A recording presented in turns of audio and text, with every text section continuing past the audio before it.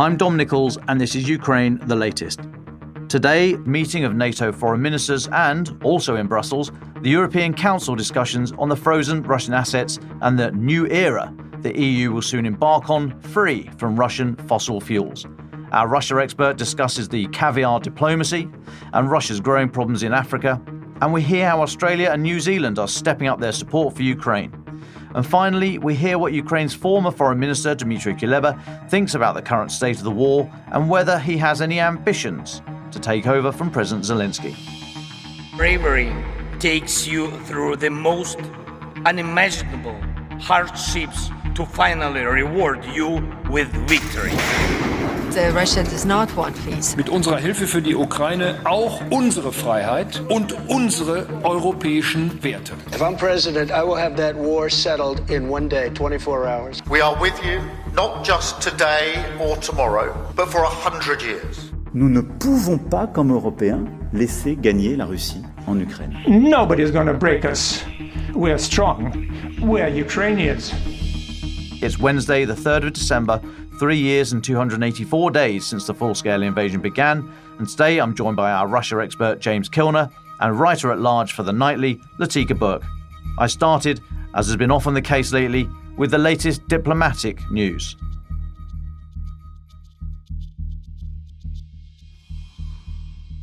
So after 5 hours of negotiations last night in Moscow, the meeting between Steve Witkoff, Jared Kushner and Vladimir Putin ended in disappointment as it was revealed that no agreement had been reached.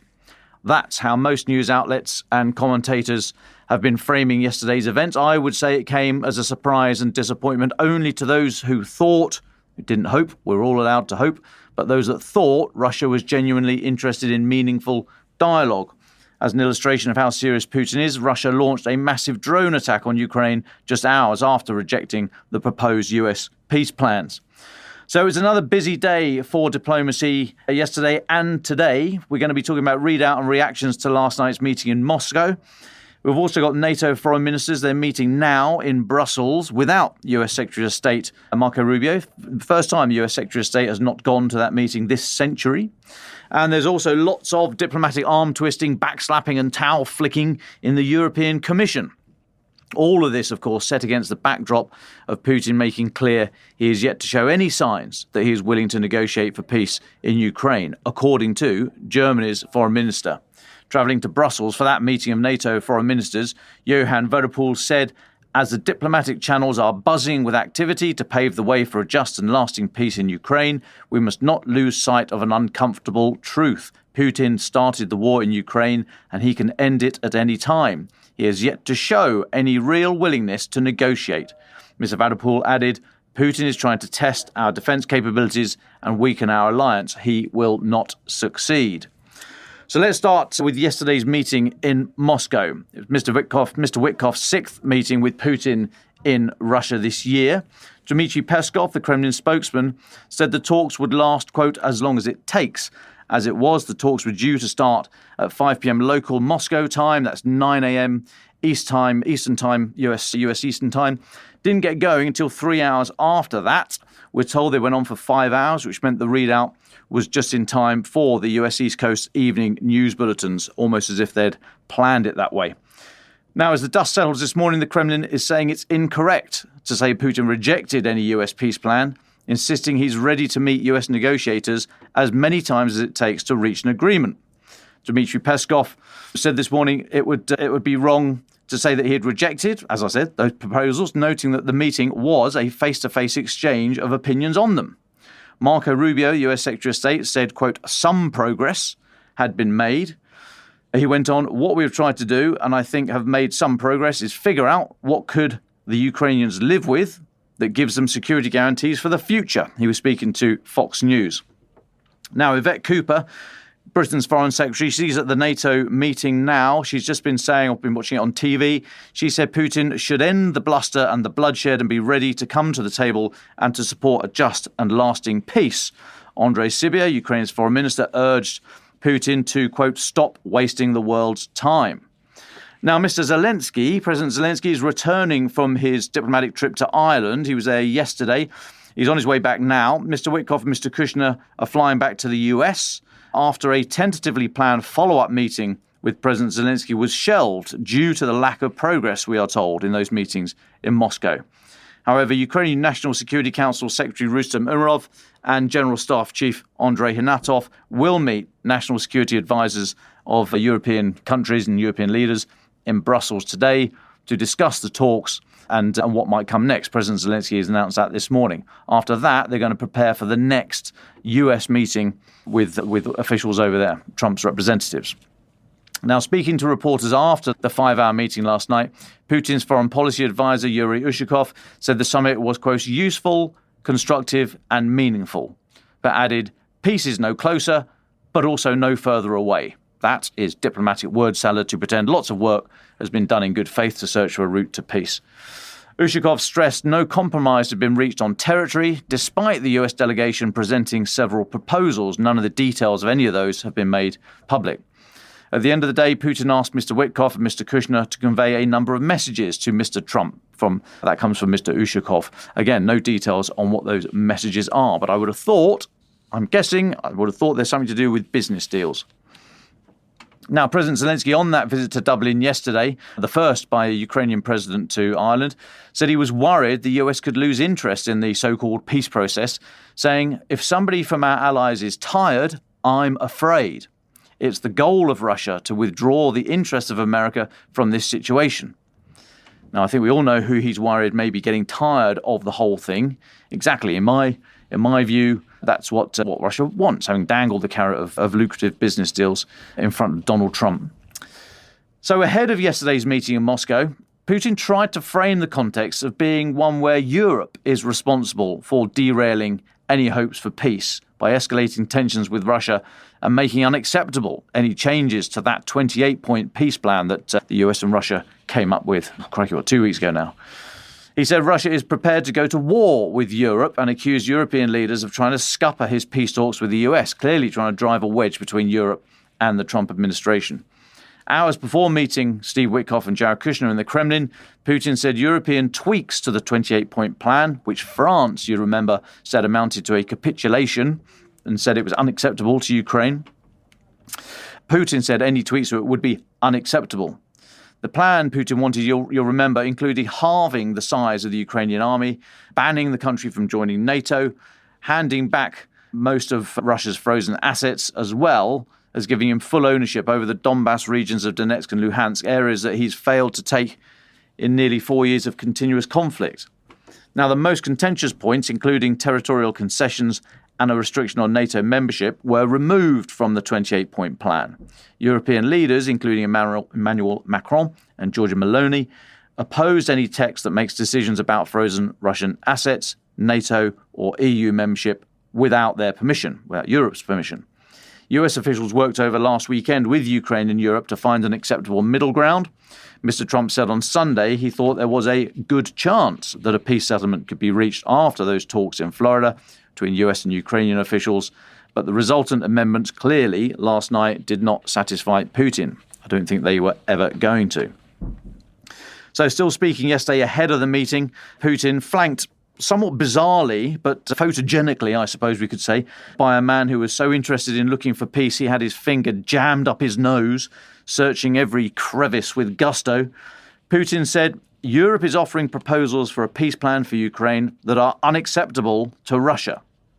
And then, for no reason other than to issue threats whilst, as ever, playing the victim, he said Russia has no intention of going to war with European countries, but if Europe starts a war, Russia is ready right now, and then Moscow will have nobody to negotiate with. Europe has no peace agenda and is now hindering US efforts to resolve the conflict. Britain's Health Secretary, Wes Streeting, it's not to do with health necessarily, but he's a senior cabinet member. He said this morning, he dismissed Putin's claim that Russia is ready for war with Europe as, quote, the same old saber rattling. He was speaking to Sky News and said the irony of President Putin talking about warmongering on the part of European leaders would be laughable if what he's doing in Ukraine weren't so serious. There's no language of compromise, you'll note, of course, in Putin's stance, but that threat is absurd. Russia can't defeat one military right now, let alone dozens. But because Moscow has been allowed to meet on equal terms with the US, they feel they can talk this way, in ways that make it sound reasonable and that they might just be able to steamroller their way across Europe. The problem is, of course, that some people will believe it. Anyway, it's now, I mean, there's a lot more to be said on the diplomatic front, but I do want to bring James in now to get his view of reading what happened last night. And James, what's this I hear about caviar diplomacy? Welcome, James. Good afternoon, Dom. Great to be back as usual. Caviar diplomacy. I'll get onto that in a minute, but the whole framing of this trip by Witkoff and Kushner to Moscow has been very interesting. It's played out in a very sort of insightful way in the Russian media last night and today. They're very much more concentrated on the trip rather than the negotiations. It was as if the optics are more important to the Kremlin, as in, look at these top negotiators from Trump's inner circle, Witkoff and Kushner turning up to pay homage to the court of Putin, really. The negotiators are absolutely a sideshow. It's as if Witkoff and Kushner were really sort of pawns to play the role of obsequious tourists, in Moscow for a day and then having a quick meeting with Putin at the end of the day, rather than the wider context of a Ukraine negotiation. That's absolutely the messaging. And it's coming across in the Russian media, which we know is sort of a mouthpiece for the Kremlin's propaganda and what it wants both ordinary Russians and the rest of the world to understand. The messaging is also very consistent. We've been talking about this for several weeks now. The Kremlin and Putin are either convinced, and I don't know if that's the case or not, but they certainly want to project the sort of a feeling of absolute confidence on the battlefield with absolute sort of overwhelming odds in their favour. One commentator I was reading this morning in a Moscow tabloid said, we have absolute military superiority. This confidence is being shared by an increasing number of key players in the West and in Ukraine itself. So that is the messaging for ordinary Russians. We know that already. And that has not changed. And that included last night and this morning after and around these negotiations. The context of this was absolutely framed on Monday, with Putin wearing military fatigues again to apparently take a briefing from his top generals about the capture of 2 more Ukrainian cities. Now, when Putin wears military fatigues, it's worth taking note, because this is the ultimate messaging by the Kremlin. And he's done this now. Well, he did this. Monday was the second time in less than a week he'd been wearing them, and it's the 4th consecutive month he's been wearing them. So September, October, November, and now December he's been wearing them. He only wore them for the first time in the war in March. So that really sort of contextualizes the messaging by the Kremlin around how it sees the battlefield, how it sees these negotiations. It's all about projecting Russian Kremlin dominance and strength, and basically saying we have no need to make any concessions because we're on the front foot in the battlefield and we're still going to win in the battlefield. This is very important for Putin. As we know, the war in Ukraine has been a complete military disaster for the Kremlin. They were meant to take Kiev in a week or two. There's more data from NATO showing that more than 1.15 million Russian soldiers have been killed or injured. Absolutely extraordinary numbers. But it's very important for the Kremlin that they are seen to be military superior. This is important for the context around this visit by Witkoff and Kushner. Like I was saying, the Russian media is all about business as usual for the Kremlin. Putin was at a business conference all day yesterday and made Kushner and Witkoff wait, like you say, a couple of hours before turning up for their meeting. And he did this by holding an impromptu press conference with journalists to salute the Russian soldiers in occupied Ukraine for taking these 2, or apparently capturing these 2 Ukrainian cities, and also talking down European peace negotiators, calling them warmongers, etc., etc. We've heard and discussed all this before. But the importance is here, this was, again, the Russian media framing, Putin being busy, talking about business deals and getting stuff done, and then taking time out to discuss how terrible the Europeans are and how much warmongering there are, etc., and talking about the brave Russian army, and making these 2 visitors from the US wait.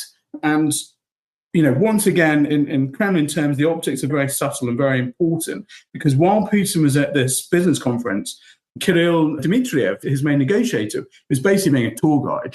Let's call it how it is. He's being a tour guide for Kushner and Witkoff, showing them around Red Square, taking them to a Michelin-star restaurant, Sava, in the Metropole Hotel. And this is where the caviar diplomacy comes in, where Witkoff and Kushner could have chosen from a meeting Kamchatka crabs, Sakhalin scallops, and of course, plenty of caviar. So those are the optics that the Kremlin is really trying to feed into its mainstream media. And it did so very effectively. I don't know if you've seen the only clip. I think it's the only video clip released from the talks, right at the beginning of the talks, where you've got both sides sitting around a round table. By the way, there doesn't seem to be any US embassy staff there. Don't know if they were not invited or been sidelined by the Trump team or what, but even the translators seem to be handpicked by the Kremlin. But anyway, there's a very sort of stilted exchange where Putin is basically greeting Kushner and Witkoff into the Kremlin ahead of these marathon talks. Witkoff and Kushner are extremely tired. Putin and his entourage were grinning and smiling and having fun. They're enjoying the moment. And Putin does ask Witkoff how he got on his little tour, literally his little guided tour of Moscow. And Witkoff sort of nods and says, yeah, Moscow's such a magnificent city. And Putin chuckles away, and it clearly pleases him. I'm not saying this is terrible diplomacy by Witkoff, but the imaging is so one-sided, as in, the Kremlin, the Russians, they are business as usual, they're the serious players, these guys are just tourists. And that was entirely the messaging that the Kremlin wanted to give out to its media. Thanks, James. Now, we'll come back to you a little bit later because there's lots more to talk about, but let me just carry on with the diplomatic updates from today. So that NATO meeting that's happening right now, NATO Secretary General said this morning it was good that peace talks to end the war in Ukraine were ongoing, but that it was necessary to make sure Kyiv was in the strongest possible position. Mark Rutte, who's hosting the foreign ministers for talks today in Brussels, said Ukraine must have a seat at the table to fight back against the Russians. Now, NATO member states have argued that any decision concerning the alliance raised in peace talks between the US and Russia can't be finalised without their wider permission. Marco Rubio, US Secretary of State, who has not travelled to Brussels to join the meeting, has dispatched Christopher Landau, his deputy, who earlier this year criticised NATO as, quote, a solution in search of a problem. He's since deleted that social media post. Anyway, ahead of the NATO meeting, Estonia's Foreign Minister Margus Tsahkna said Estonia will send troops to Ukraine should security guarantees for the country include a peace force. Mr. Tsahkna has argued that Europe must be ready to deploy forces to Ukraine to underpin any future peace or security guarantee framework, especially if there isn't a swift NATO accession for Ukraine, which, newsflash, there ain't going to be. Now, speaking ahead of today's NATO meeting in Brussels, Mr. Tsahkna told reporters, please, all of you, follow what's actually happening on the battlefield. There is no strategic breakthrough. Now, already at that meeting this morning, the NATO meeting, 2 upcoming joint Pearl packages have been announced, Pearl being the prioritised Ukraine requirements list, the big pot of money that Europe's putting together to then go to the United States to buy weapons to give to Ukraine. So 2 packages, each worth $500 million, were announced. One co-financed by Germany, Norway and Poland, and another by Germany, Norway and the Netherlands. Separately to that, Canada's Foreign Minister Anita Anand said that her country would also donate about $200 million to Pearl, and the UK pledged, 10 million quid, $13 million in energy support. Now, every little helps, but the emphasis there is on the little. Now, I have some exciting news, if there is such a thing, from the European Commission. The Commission plans to make a legal proposal this week to use those frozen Russian assets to fund Ukraine, while also leaving open the possibility of borrowing on financial markets or mixing the 2 options. This comes from 4 sources speaking to Reuters yesterday. It's going to be discussed by the EU executive body today. However, Maxime Prévost, the Belgian foreign minister, this morning emphasised Brussels' concerns about financial risk and demanded full coverage for potential losses. He said our concerns are being downplayed. The texts the European Commission will table today do not address our concerns in a satisfactory manner. We demand that the risks Belgium is facing as a result of this scheme are fully covered. Now, the European Commission plan involves EU countries jointly guaranteeing the loan, but Belgium, which holds the largest share of frozen Russian assets, fears exposure if a single pro-Russian member state, such as Hungary, vetoes the sanctions. The EU has proposed a legal fix for that under Article 122, stick with me at the back, to allow a qualified majority vote, removing Hungary's veto and reducing Belgium's risk. That's what they've put to them. Johann Wadepool, who's Germany's foreign minister, he said Berlin takes Belgium's concerns seriously and believes a solution is possible if all allies stick together. Now, connected to that, just a few hours ago, President of the European Commission, Ursula von der Leyen, said that the EU is entering a, quote, new era without Russian fossil fuels. Her comments follow a deal to ban all imports of Russian gas by autumn of 2027. She said, this is the dawn of a new era. I just said that. The era of Europe's full energy independence from Russia. The European Council said the aim is to end dependence on Russian energy supplies after, quote, Russia weaponized gas supplies, which had a significant impact on the European energy market. You may remember in May, the European Commission published its plans to end Europe's reliance on Russian energy, after which Kremlin spokesperson Dmytro Kuleba told Reuters that Europe was shooting itself in the foot. Anyway, responding to today's news, Hungary and Slovakia are expected to launch a legal challenge against the EU decision. Peter Szijjártó, who's Hungary's foreign minister, said this morning it is impossible for Hungary to accept and implement the EU decision on phasing out Russian energy imports, adding that Budapest is going to start legal proceedings with Slovakia as soon as the decision is finalised. Worth noting, of course, Hungary and Slovakia that are the two biggest energy importers from Russia. So each time Donald Trump says Europe's still importing Russian energy, it's bloody Hungary, mate. It's your pal. Go get on the phone to Victor and tell him to stop doing it. Anyway, also worth noting, Ukraine attacked the Druzhba oil pipeline on Monday of this week. That's the lifeline for Hungary and Slovakia. They're the only EU countries still importing Russian crude oil through the system. The attack occurred in Russia's Tambov Oblast, on a section of the pipeline there.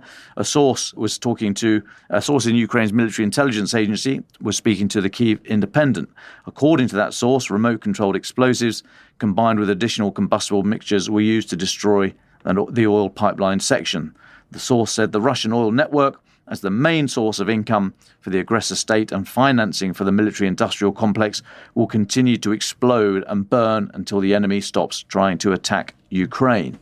Should point out that the price of oil has risen this morning after those developments in Moscow. Not necessarily directly resulted from them, but, it was a large part. Brent crude is up 0.5% this morning to $62.74 a barrel.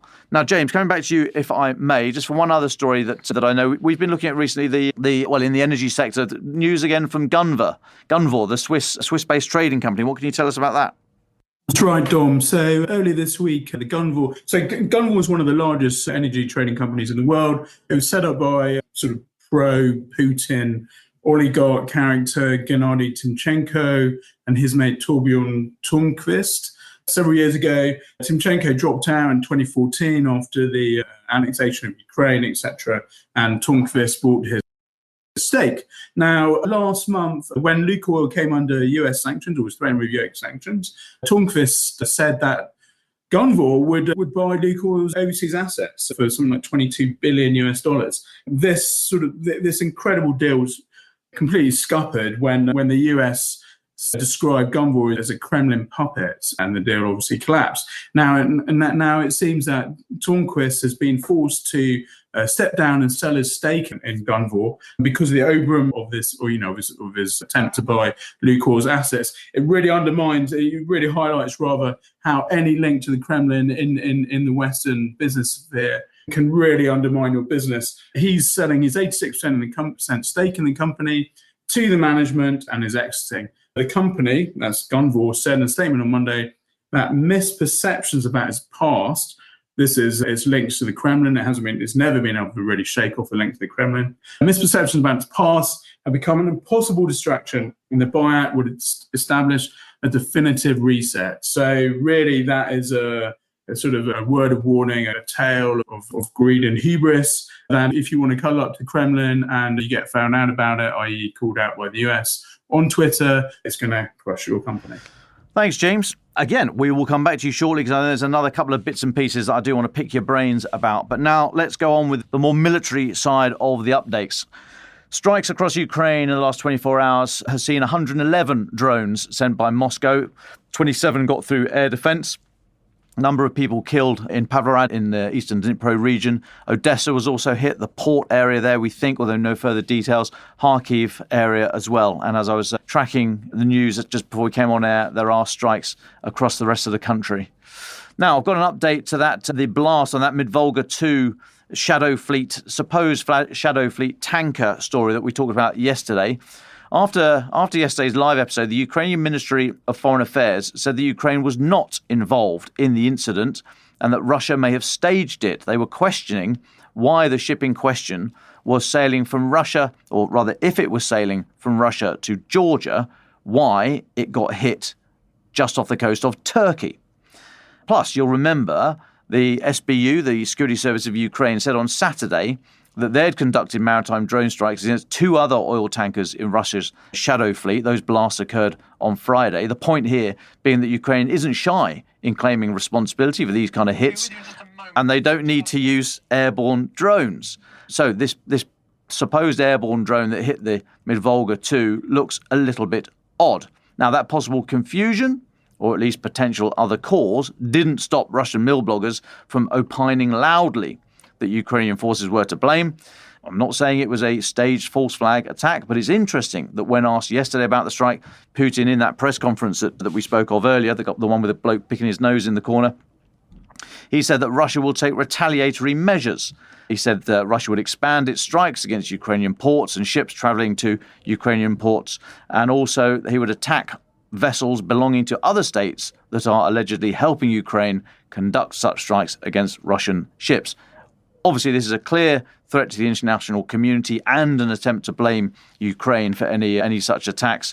Putin said that Russia's, quote, most radical response would be to cut Ukraine off from the Black Sea. So says the man in charge of the Black Sea fleet that has had to move to Novorossiya and is now building another port even further south because he has largely been cut off from operating in the Black Sea. Now, elsewhere, Ukrainian drone attack sparked a fire at an oil depot in Russia's Tambov region. This comes from Governor Yevgeny Pervyshov. Speaking earlier this morning, he said firefighters and law enforcement officers arrived at the scene promptly. All necessary forces and resources have been mobilized. The Russian MOD said that 102 Ukrainian drones had been brought down over various Russian regions last night. Okay, a couple more for me. The Institute for the Study of War got an interesting story. They're reporting this morning that Russian forces are modifying their Shahed drones to target Ukrainian air defenders. Ukrainian electronic warfare expert Sergei, who goes by the nickname of Flash, said yesterday that Russian forces have begun hitting Ukrainian mobile air defense teams operating in moving vehicles with modified Shahed-type drones. This comes after he said on Monday that Russia has equipped Shahed drones with R-60 air-to-air missiles to try to bring down Ukrainian helicopters and other fixed-wing aircraft that are hunting the Shaheds. Now, a Kremlin-affiliated Russian mill blogger also commented yesterday on these type of developments, said that recent Russian technological adaptations, such as cameras, allow Russian drone operators to directly control Shahed drones, as opposed to what we've seen in the past, where they are just flying on pre-planned routes and hitting targets that Russian forces historically been able to plan on. So being able to maneuver these things to take on mobile air defense teams is a new and worrying development. A story from our colleague James Rothwell, our Berlin correspondent. He said Finland and Sweden have signed a new defence pact that will shore up their defences against Russian aggression, including cyber attacks. Swedish Prime Minister Ulf Kristersson and his Finnish counterpart Petteri Orpo said in a joint statement, this work is done with a clear focus on interoperability and being able to act jointly in the face of external threats. They said since last year, Sweden has also assumed the role of the framework nation for NATO's forward-looking ground force. This is called FLF Finland, the FLF being forward-looking forces. It's a bit of a mouthful, to be perfectly honest, but anyway, there we go. They said it's a step in our joint commitment to security in the region. This FLF is going to consist of 8 battle groups drawn from NATO armies, stationed along, well, they're calling it the eastern flank with Russia. I prefer to call it the front line. Now, Finland shares, as we know, a long, somewhat porous border with Russia, about 1,300 kilometres. Both countries joined NATO after Russia's full-scale invasion of Ukraine in Feb 22. So one of the first acts of this war was for Russia to double its border with NATO countries. Genius. And the last one for me, Russian spy satellites are flying over Germany on a daily basis. A German newspaper has said, according to Süddeutsche Zeitung, the satellites pass over German territory several times a day and are part of a wider expansion of Russia's spy satellite program. Sebastian Hartmann, who's a senior official at the German Defence Ministry, also told the newspaper there had been several instances of interference with European and German satellites over the past 5 years. The report is the latest sign that Russia is looking to expand its so-called hybrid war into Europe, now going into the realm of space. Follows a similar warning by Boris Pistorius, Germany's defence minister, that Russia has recently been shadowing satellites used by the German armed forces. And sticking in outer space, I know I said that was the last one, but this really is the last one. Sticking in outer space, Russian cosmonaut Oleg Artyemev has been removed from an upcoming SpaceX mission to the International Space Station after reportedly mishandling sensitive technical materials during training in the United States. This comes from investigative journal The Insider. They say Artyemev has been removed from the Crew 12 mission just months before its scheduled launched. He was dismissed for violating ITAR export control regulations. ITAR is the International Tariff on Arms Regulation, I think, something like that. Anyway, it controls where sensitive stuff can go, basically. So he was dismissed for violating those kind of regulations by reportedly photographing SpaceX engines and other internal documents on his phone. Space industry analyst Georgy Trishkin told The Insider, it's hard to imagine an experienced cosmonaut making such a serious mistake unintentionally. Now then, James, you've got another few stories that I'd like to talk about. Let's start with Russian railways. What have you got to point us to there? So this is just more of an economic update, Dom. Russian railways, obviously integral to the Russian economy, used heavily by industry to ship equipment and minerals, thousands of miles across. Russia has racked up debt of around $51 billion apparently. This is all linked to, as I keep explaining to listeners, to the sort of near collapse of much of the Russian heavy industry because of Western sanctions, just general slump in the economy. They say Russian railways really just the latest massive conglomerate in Russia, massive company to ask the Kremlin for a bailout. They've been putting their workers on leave, some unpaid leave, reducing some staff to 4-day weeks, all that sort of stuff. And the thing with Russian railways, the thing with the Russian railway rather, is that it's so integral to the identity of Russia. So for it to now be going cap in hand to the Kremlin, asking for a bailout is really instrumental instructive rather in how deep the Russian economic malaise is. Yeah, interesting. We've been tracking that for a while. These signs are all there. Signs also of problems for Russia in Africa. Yes, this is a bit more nuanced in the Russian economy issue, which I think is fairly obvious. Last week we had the overthrown a coup of the president of Guinea-Bissau. He had described Putin as a friend. He'd been to the Kremlin 4 times since the start of the war in Ukraine, including to the 2024 Victory Day parade in May in Moscow, the set-piece propaganda day for the Kremlin. So the former president of Guinea-Bissau, Mbalo, was at this parade in 2024. He was overthrown last week. As we know, as I've discussed previously on the podcast, that Russia's making a great play of trying to increase dominance across West Africa in particular. It's sort of sponsored various unpleasant regimes to push anti-colonial, anti-Western lines, offering various tickets, missiles, nuclear satellite kit in return for support in United Nations votes, and just generally pushing and propagating the Kremlin's anti-Western agenda. So Putin's lost an ally in Guinea-Bissau. Of course, we're not really sure how this is going to play out. The Kremlin has sponsored various coups in West Africa, so it may also be able to profit from this coup. We're not quite sure yet. As we discussed, Africa Corps, which is the rebranded Wagner mercenary group, Africa Corps is now under the Russian Ministry of Defense, is still very much active in West Africa, not so much in Guinea-Bissau, but in other countries in West Africa. So, out of this coup, there may also be an opportunity for the Kremlin. Its only comment so far is that it's watching the situation. It hasn't commented any further. I don't think it's offered a safe passage to Mbalo, but an interesting situation there to watch on the West Coast. On the east coast of Africa, the Wall Street Journal reported this week that Sudan has finally agreed to give Russia a 25-year lease on a naval base on the Red Sea. Now, the Kremlin's been after this for several years, and it thought it had organised a very similar, almost identical deal 5 years ago until the president then was overthrown. In exchange for a 25-year lease on the naval base, which, according to the Wall Street Journal, allows it to position 300 soldiers and up to 4 warships in the ports of Sudan. It's going to give Sudan various weapons, basically, and access to fighter jets, that sort of thing. Now, the worry for the West and for the rest of the world is that from this base on the Red Sea, the Kremlin can start messing around with manipulating trade heading towards the Suez Canal from East Asia. That's the real concern there. There's also no doubt in the minds of various Russia analysts that the Kremlin wanted this base on the Sudanese coast to act as a sort of backup. This time last year, the Kremlin was very worried about its bases in Syria. It was a revolution there, and it lost agency over its naval and air base there. They've sort of regained a bit of control over those 2 bases, but not to the same extent as it was. So it needed another big base, or relatively big base, in Africa to help it project its dominance across the continent, or at least try to project its dominance across the continent. And this base seems to fit the bill to some extent. It's not going to be as big as the one in Syria, but it is certainly a useful asset for the Kremlin.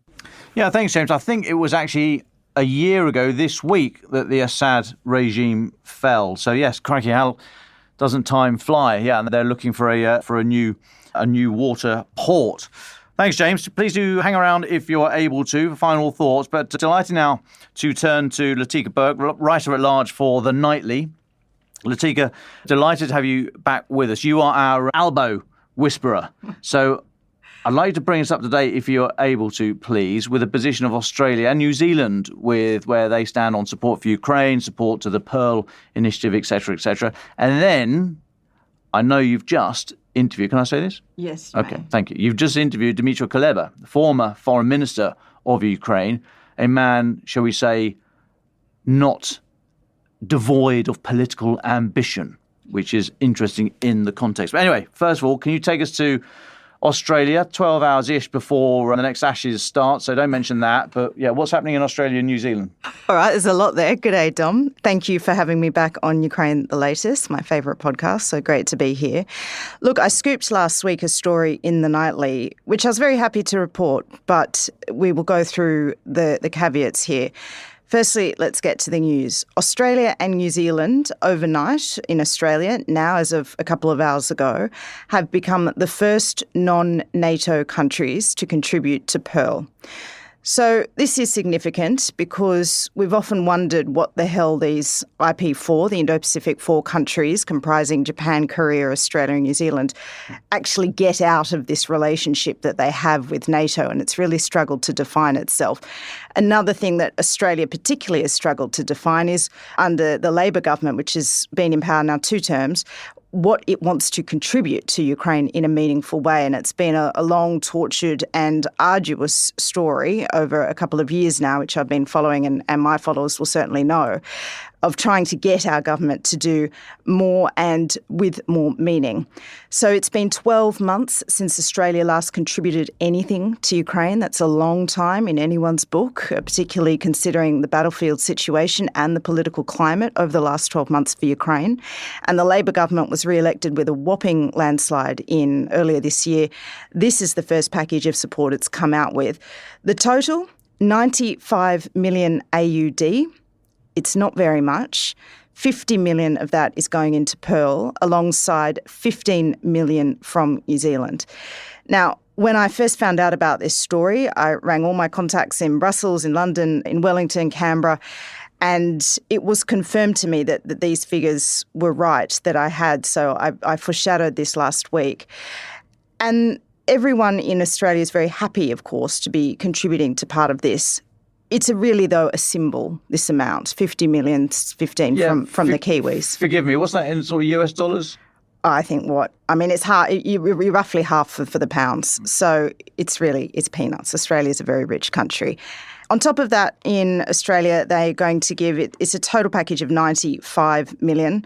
We've got a bit more there for some munitions, 43 million for ADF material and equipment. That's radars, munitions, combat engineering equipment. 2 million going to the Drone Capability Coalition. I mean, you could spend 2 million a day as a government in Australia kind of cleaning the cupboards. So Francis could spend it on jackets. He could. Another nice tweed jacket.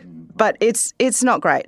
So this is the first support in 12 months. It's good that they're going through Pearl in my book, because now instead of Australia donating old, outdated equipment, which is something they did when they first got into power, the Labor government, now at least we have a mechanism by which Australia, now when it's pressured to give a bit more, we have a formal mechanism that Ukraine actually needs and wants. So this is step one. It's a very good step. Step two, the amount.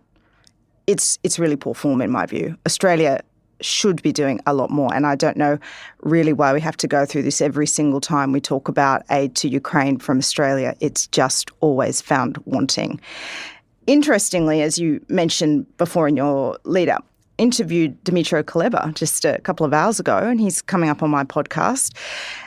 And I asked him about this, and I said, do you think that this shows a bit of fatigue in the aid that Ukraine can get from its allies around the world? And it's the first time I've really heard a Ukrainian speak so truthfully. He said, of course, we're always grateful for this support that we get. But he said 50 million. He said, if we lose this war, the shockwaves in the world that will resonate in a country like Australia, in the Indo-Pacific, he said, you'll be spending 50 billion on your defences. So I thought that was a very, very strong and salient point for him to make. And he also, I've never heard a Ukrainian say this either, he also says this is a tick-the-box exercise that we're seeing from our partners, where it comes up to what are we going to do for Ukraine, pull a piece of paper out, tick, tick, 50 million, and then he says, then you get the line, we support Ukraine, and he actually mocked it. I mean, the audio of this is quite sensational. If I could punctuate this interview that I've just laid down with Mr. Kuleba, it would be a fire emoji every second answer. He was really astonishing in his truthfulness. But I, for one, am very grateful for that, because Ukrainians have died for the freedom of our democracies. And it is about time that somebody says to countries like Australia, come on, mate, you can do a bit more. So I was very happy to hear that from him, Dom. Before you turn, and thank you for that, but before you turn to sort of his wider political comment, just on this issue of support from Australia, Albanese has been quite vocal recently about sort of hinting that Australia is being left out of these negotiations. I can't remember the exact comment, but a few days ago he was sort of hinting that Europe and the US were leaving or sidelining other supporters of Ukraine. Do you think this 50 million package, which you say is actually kind of small beer, is that sour grapes from Australia and New Zealand, or is that reflective of the kind of relationship Australia and New Zealand have had, such that they might possibly be sidelined? So which one's first, chicken and egg? Look, I don't want to cast aspersions on New Zealand. That's not my government. It's up for the New Zealand press to really go after the New Zealand government if they think that's not enough. New Zealand is a much smaller economy, and their economic situation is very different to Australia's. Australia just recorded 0.4% of GDP growth. A lot of countries, that's taking it to a yearly growth of 2.1%. That's actually pretty slow for Australia, but a lot of countries in Western Europe would be dying. Yeah, and they're both Five Eyes members. Yeah, absolutely. So, look, I think what is actually happening in Australia is a deep disinterest in the declining security situation around the world. It has become very easy for this government to put its head in the sand. We have this word in Australia. Many of your listeners may be confounded by this, but it's called a doona, basically a quilt. And I think they're adopting a strategy of putting their head under the doona and just hoping that nobody looks down in the far corner of Antarctica in Australia and sees what's going on there, and maybe everyone will just leave us alone. That's a very reflexive Australian instinct to take. Of course, the threats and the way that the security landscape is deteriorating means that that strategy doesn't work in 2025, if it ever did. But it's sure as hell doesn't today, and it sure as hell won't tomorrow, as Mr. Kuleba pointed out this morning. Now then, yes, back to Mr. Kuleba. So what else were you chatting about? And President Zelensky is under a bit of political pressure at the moment. Are we going to see a presidential run from Kuleba? Well, I did ask him this at the end, and he said no plans. And I started laughing and said, well, I've covered politics so long that I know when a politician says no plans, it means yes. And he started laughing. And he then proceeded to lay out all the activities he's doing, including trying to broker a peace between his two dogs. Don't get me started on that one. But to the serious point, he certainly didn't rule out a presidential run, but I was very surprised to hear the strength of his advocacy for President Zelensky. Now, of course, the history of this is Zelensky sacks Kuleba. Most people think it's because he was jealous of his success, and I did kind of drop that in a question. He certainly didn't push back on it and didn't try and correct me, shall we say. So I wouldn't say that Mr. Kuleba has ruled out a political run at all, but what I thought was really sensational in this was when I asked him why Ukraine had not forged the relationships with the Trump administration that the Russians have managed to do so well. And he said, well, quote, this is a very painful story. Do tell. Turns out Andriy Yermak told Mr. Kuleba not to cultivate a relationship with Jared Kushner, Donald Trump's son-in-law, because, quote, Jared Kushner was a nobody. Wow. Nobody. Yeah. Blimey. The same Jared Kushner who's just been in Moscow overnight trying like to... him or not, but you can't call him a nobody. No, there's many things you might say. Nobody is certainly not one of them. I mean, my jaw dropped when he told me this, and I did have to repeatedly question him to get that out of him, but he certainly did say that Ukraine had made many, many mistakes. That was one of them. Another interesting nuance to this, though, was that he was kind of explaining this loyalty to the Biden administration that they felt and navigating the toxic domestic politics in the United States. And he also made this very good point, which I think is worth remembering today, that it wasn't clear back then exactly who were going to be the people around Trump should he have won. And that was also very hard to gauge. All the more reason I would have thought Mr. Yermak would be saying, go in hard on Jared Kushner, because that's someone who's always going to be around Donald Trump because he's family. So lots more on that podcast. If anyone wants to listen, you can find it at my Substack, and I know, Dom, you'll generously link it in your show notes. But it really was an explosive interview, and I was very surprised at how open he was. Brilliant. Well, thanks for that. I was genuinely going to ask and say, thank you for talking us through it. Where can people find your podcast, and when's that wider interview coming out? Oh, thank you, Dom. That's very kind of you. www.latikarenberg.com, or you can find it on any of the podcast apps Latika takes. And I'll be putting that out probably tomorrow or Sunday, but I'll judge next few days. Okay. Thank you so much, Latika. Okay, time's marching on. James, thank you for sticking with us. Let's go to final thoughts. I just want to say, if I could kick off, I spoke the other day about America's moral compass. And I just want to say thanks to Rod and Mead, Art, Paul, and many others who got in touch, shared their thoughts. And you're absolutely right. A point that many people made, it would be remiss of me not to make very clear, distinguish between the moral compass I was discussing about the decisions of this administration and the DOD and every other American in the country. So thank you very much for holding my feet to the fire on that one. Do please listen back. When was that? Was that Monday? When was I talking about Monday? It was the Venezuela strike. I think it was Monday. Or was it yesterday? My God, it's happening so fast. Anyway, have a listen back to, I think it was Monday. It definitely was. Final thoughts. If you wanted to comment, I do welcome any comment you have. James, got any final thoughts for us? Only really to contextualise the figure I referenced earlier in the pod, Dom. That's the new NATO assessment of how many soldiers have been injured or wounded on the Russian side during the war in Ukraine. 1.15 million is the latest assessment, absolutely staggering number. And this comes from sources in NATO. I've been talking to the BBC Russian service, and they said the number of wounded or killed Russian soldiers increased in November to 1,100, up from 1,000 per day. Now, to put this into context for listeners, the war in Afghanistan, the Soviet Union's failed invasion of Afghanistan, lasted a decade, basically over the 1980s. Russia's casualty rate then was about 60,000. So a huge increase from from that number, Dom. And the point is here, I remember turning up in Russia for the first time about 10, 15 years after the end of the Soviet Union's failed invasion of Afghanistan, and understanding how traumatized it had left Russians.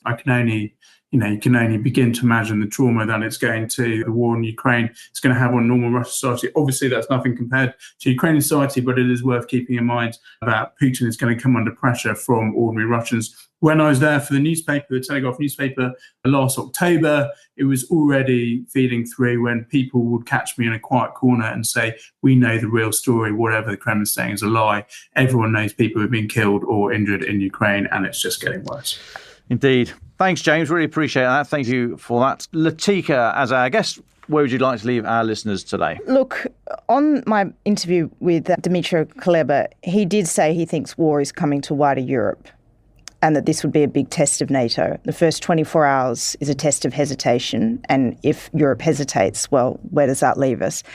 I have been not so much surprised, but deeply worried by how many serious people I have spoken to of late in my world who think that the prospect of war in Europe is now a very live reality within the next few years, not a decade.